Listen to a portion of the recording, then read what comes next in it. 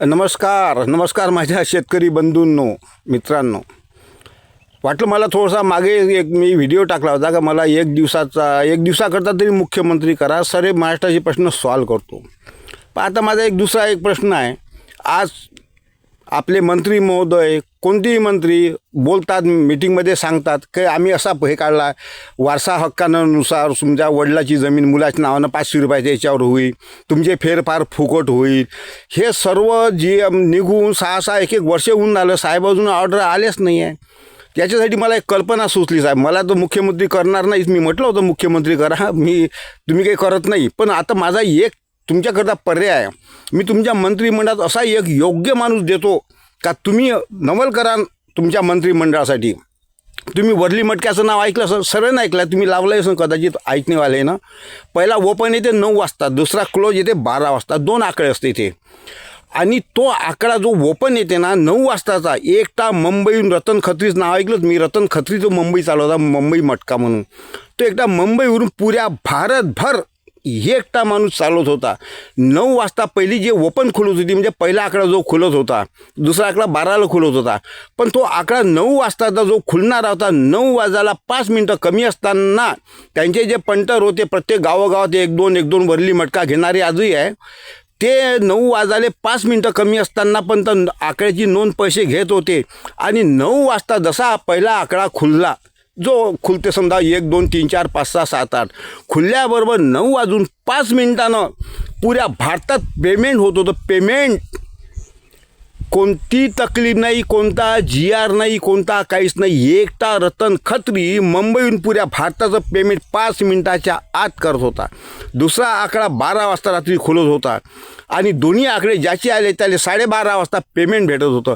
आता मला सांगा तुम्ही, पुऱ्या भारतात एकटा मुंबईवरून एका 5 मिनिटात सर्व चालते.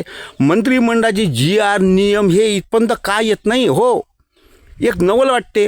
अरे काय म्हणजे कंटाळून गेला तुम्ही. एक बोलता, अधिकारी 2 बोलते. पाण्याचा रस्ता तुम्ही सांगता, तहसीलदार साहेब म्हणते का प्रत्येक गावाला एकच पानन मंजूर आहे, ते कोटा कमी आहे, पान्या जुन्या केल्या, भ्रष्टाचारानं डबडबीत झाल्या आहे, येऊन जाऊन शक्तिपीठ महामार्ग, ह्या महामार्ग तो. अरे ज्याची गरज आम्हाला नाही ते आमच्या उरावर तुम्ही लावताच कायले. पैदल चालता येत नाही, काहीच नाही, रस्ते लोकांचे पेंडिंग पडले आहे. हे मध्ये ह्या महाराष्ट्राचा तालच समजून नाही राहिला का काय नेमका ताल आहे. कोतवालाची तक्रार करा, पटवाऱ्याजवळ पटवारीमध्ये मी तहसीलदाराकडे जा, तहसीलदार म्हणते SDOकडे जा, SDO म्हणते कलेक्टर साहेबाचे, कलेक्टर साहेब म्हणते वर्त जा. म्हणजे वर्त जात आम्हाला डायरेक्ट वर्त शिड्यानं वर्तच पाठवून द्यान का तुम्ही. अरे भयानक झाला साहेब. त्याच्यासाठी एकच पर्याय ह्या देशात. हे जे कर्जमाफीचं जे डोक्यात आमच्या मॅड झालं, मॅड रात्रभर विचार करते. बायको म्हणते होईन नाही का कर्जमाफ. पोट्ट म्हणते बाबा यंदा कर्ज कसं आपल्याला पेराचं काय सोय. म्हटलं बाबू आता काय करता, राजानं मारलं, पावसानं झोडपलं, हे तक्रार करता कुठं. म्हटलं आज बच्चूभाऊकडून जे प्रकरण उचललं होतं, कदाचित सांगतो मी 100% खरं आहे, त्यांनी जर प्रकरण उचललं नसतं ना, ते कर्जसुद्धा माफ होत नव्हतं. आणि आम्ही माफ काही जबरदस्तीनं मागून नाही राहिलो ना. तुम्ही जेव्हाच आमंत्रण दिलं, तुमच्या घरी येणार नाही का जेवाले. आमंत्रण काल द्यायला पाहिजे होतं. ह्या सारव्या सांगतो डोक्यात आमचे मॅट झाले. आता आम्ही 68 वर्षाचे आहे.